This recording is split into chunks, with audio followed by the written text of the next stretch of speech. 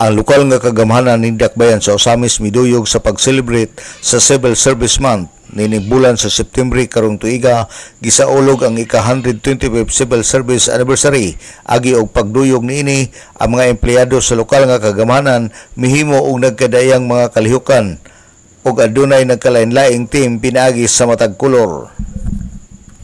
Kaghapong adlaw Lunes human sa flag raising ceremony sa mga empleyado sa lokal nga kagamhanan gihimo ang singing contest nga ang Binyo City Hall Ground. Karong adlaw Martes pagahimuon ang fitness demo mga alas 5 antak na sa hapon nga ang Binyo City Hall Ground.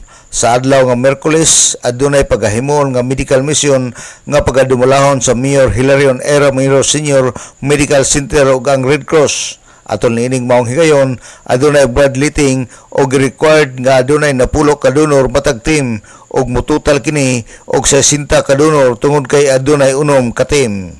Matud pa ni retired Colonel Joy Ampong, ang head sa Human Resource Management Office, himuon ang mga kalihukan human sa trabaho sa mga empleyado mga alas 5 taman sa alas 6 sa hapon aron dili mabalda ang trabaho sa mga empleyado. Mga activities nga among ginahimo.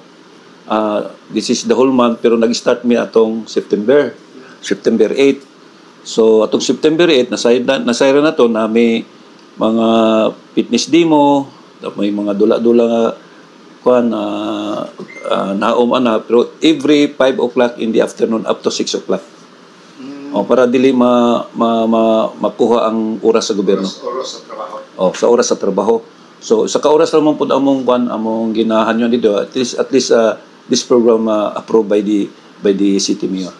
Si retired Colonel Joy Ampong alang sa DXDD Radio Kampana ang radyo sa simbahan. WD45 Dodong Barkamento, Danag sa Dakbayan.